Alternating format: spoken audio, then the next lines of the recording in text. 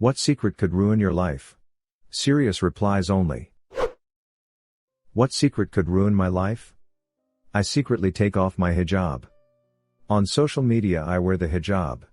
In front of all my parents, other family, most of my friends, I wear a hijab.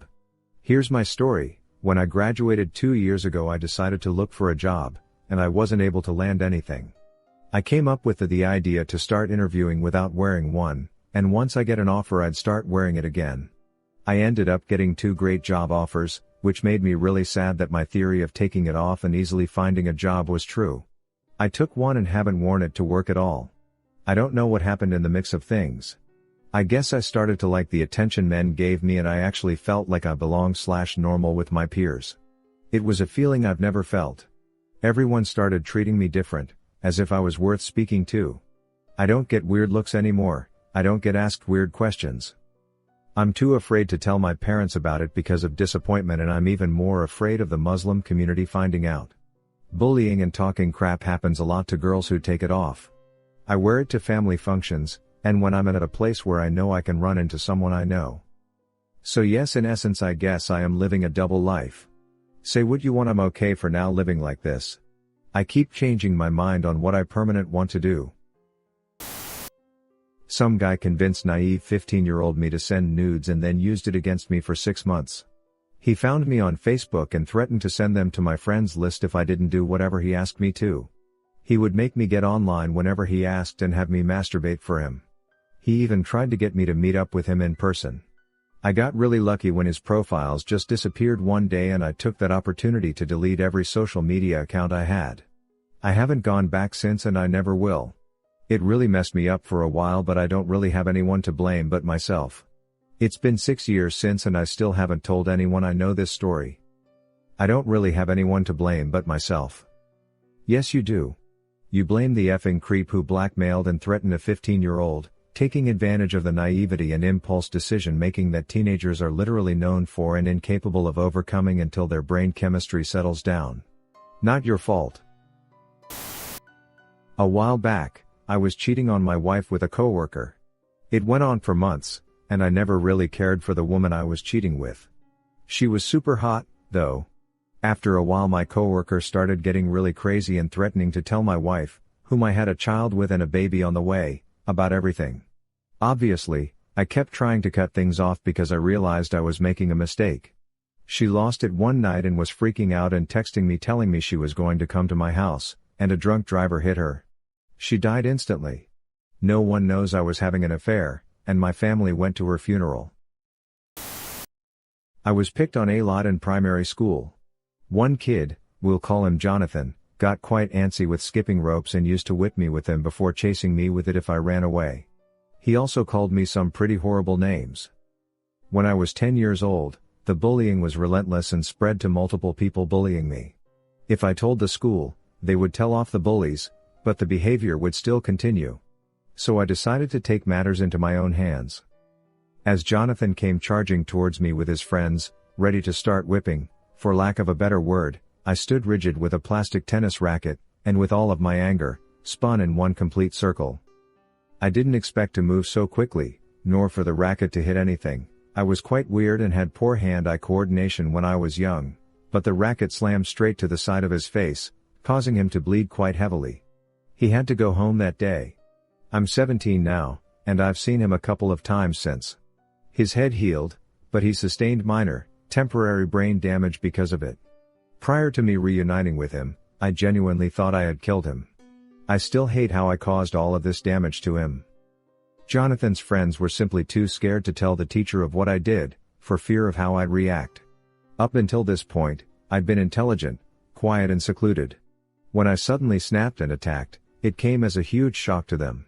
They, mostly, stopped talking to me as well. People may tell me to try and reconcile with him, but the truth is that I will never, ever forgive him for the crap he put me through for 2 years. This secret is a bad one. When I was 15 and incredibly lonely one summer I decided to make an OkCupid account. For those of you who don't know, that's a dating website for people 18 plus. I looked probably about 17 at the time, but I guess I could pass for 18. So I said I was 18 on my account. I got a lot of responses from guys instantly. There was this one that stood out to me. His name was James. He was a 22-year-old college student working at Tim Hortons, but me at 15 thought he was the most intelligent and beautiful person I've ever met. We talked for 3 months and then he turned 23. Now the age gap was 8 years. After those 3 summer months of staying up all night, we decided to meet up in person. It was Labor Day weekend when we met up. He picked me up from a gas station and drove me to his house. We lived 3 hours away and I told him that my car didn't work, but really I only had my permit and no car. I honestly think I fell in love with him and we hit it off completely. He was really attractive and different from guys my age. Guys my age would make fun of how I looked because they were insecure themselves and tease me a lot when they were interested in me, which just confused me. But James would compliment me and joke with me but never made me feel insecure. I really loved him, but when the relationship progressed he was talking about having sex and I told him that I was a virgin, which he was okay with. But after I turned 16, I realized that he was a 23-year-old man who could get in a lot of trouble if he was to sleep with me. I never told him my age because I knew he'd be disgusted with himself, so I just cut all ties with him all day. I figured it was selfish to keep him around. He needed somebody who could be 100% honest with him. So in March I basically blocked him on all social media and my phone. He didn't know where I lived, and I never saw or spoke to him again. It's been 2 years, but I sometimes stalk his Facebook. He's actually engaged now and graduated college. I'm so happy that everything is going well for him. I'm only 18 now, but I hope one day I'll find a guy who is as great as James. So, don't really know how to start this off, but I'm attracted to beds. It started somewhere during my early high school years, when I was really starting to discover myself. There was something about beds, the fact that when you go to sleep at night, you're always with them. Their purpose is to make you feel comfortable at night, when you're at your most vulnerable. Anyway, I modified my twin bed towards the end of high school, essentially tearing the fabric, shoving some pillows in the side, and make a little hole that I could insert myself into. I've always known that the behavior is odd, but I can't help myself. Nowadays, I live with my girlfriend. I don't have that twin bed anymore, but anytime we have sex, it has to be on a bed. If it's not, I can't get hard. Needless to say, if this got out, it'd truly F me over. This is a pretty innocent fetish, man, don't worry too much about this one. I am in serious debt because of a drug addiction I used to have, of which my family didn't know I had. I'm almost 2 years clean now, but I can hardly pay any bills I have and I'm afraid to ask any family member for money because I know I can't pay them back in the near future. I've been in a strictly sexual relationship with a first cousin for the last 5 years. We only ever saw each other once or twice a year growing up before she moved to the other side of the country, and then never really saw or interacted with each other again until 5 years ago when she moved back. What started as us meeting up once in a while has become a regular thing in the last few months. It's escalated to the point where we're now sexting each other. I'm scared to death of what might happen if anyone in our family finds out, but I don't want to stop what's happening either. This won't ruin me because I've already went no contact with my mom, but it still hurts and is a big secret I've not told anyone. When I was a kid, I had asthma pretty bad. So, I'd be up all night, coughing constantly.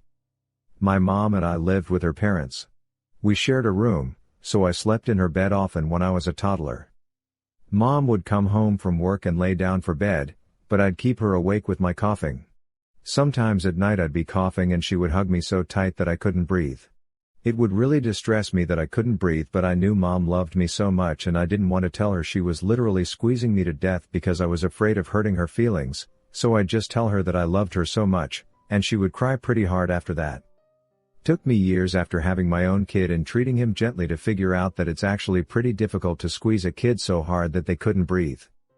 Mom is bipolar, and has had other incidents of hurting people and abandoning those in her care that need medication and can't take care of themselves. So, I finally put it together and figured out, Mom would be so agitated with my asthma that she would try to stop me from coughing by squeezing me almost to death. And then she would cry out of guilt when I told her I loved her. I joined a job that is known for being absolutely miserable and a good chance of me getting killed. I love it. I was suicidal as a teenager and I gave up, knowing I couldn't kill myself. Now I have a good chance of dying without me having to do anything. And to add to the goods, my family would get a whole lot of life insurance money if I got killed, so I could do them a lot of good becoming a corpse. If word ever got out, I'd be in a lot of trouble and probably pulled. I don't want it. I need this edge or else I fall into a horrible depression. I need the challenge and risk. Edit, for those who guessed, yes, I am military. My husband did this with commercial diving/underwater construction, then he actually almost died and decided to quit on his own. We all knew this was why he wanted the job, but knew we couldn't say anything about it. My stepbrother repeatedly molested and raped me from age 11 to 16, I got pregnant and it was definitely his because I was a virgin otherwise. When I told him, he took me into the woods for a walk, to talk he said, and then shoved me down a very steep, rocky hill that had tree trunks and roots poking out everywhere. He raced to the bottom before I could even consider trying to get up and bashed my stomach with a rock. Then, he left me literally dying at the bottom of a hill where no one would have walked down, bleeding from a slice across my scalp that required 187 staples to close, my stomach was split open and rib bones broke, and of course the baby didn't survive. There was blood everywhere and I was in and out of reality. I thought I was climbing to heaven when I was delusional but couldn't move when I became remotely conscious. It turns out that when I thought I was climbing to heaven, I was climbing my way up the hill. I made it to a neighbor and he rushed me to the ER. I stayed in ICU for 6 months. When I was able to talk, my brother was in the room constantly. So I lied, I said I was getting chased by a dog and lost my footing and fell, and that as I stumbled up I fell on rocks and trunks of the tree. So that's my story. This account will now probably be deleted. I guess, the last good thread like this started 5 years ago today. So. I'm 19. I am gay. My parents are very conservative Catholics and would disown me if they found out. Not only that, I have had oral and penetrative sex with several men. Most of my town are Orthodox Christians and would ruin my life if my secret ever got out.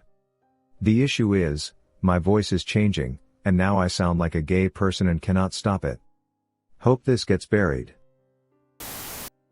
I killed my family.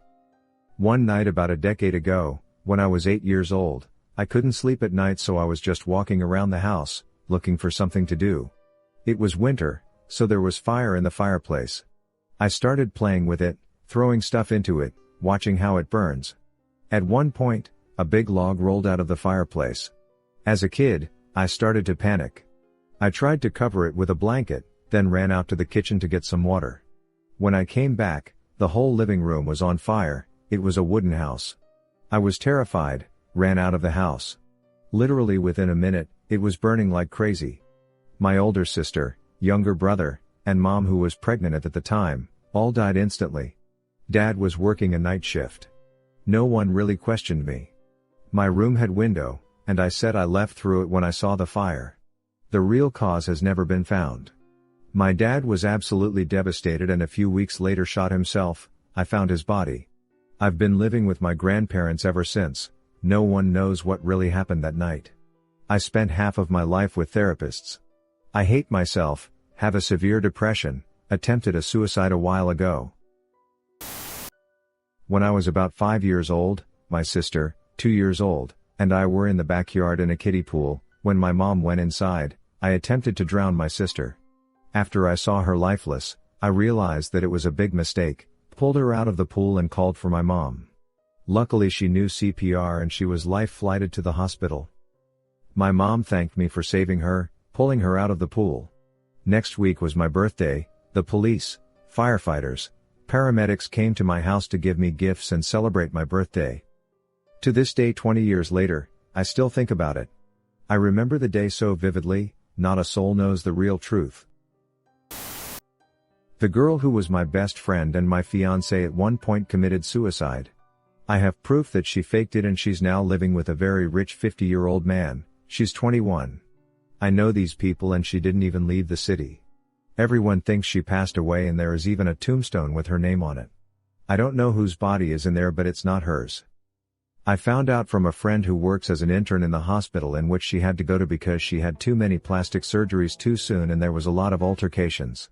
She had a new name, file, background, etc., but your fingerprint never changes and it's the same as hers. The only thing is that her old file is in the deceased section while her new file is in the alive section.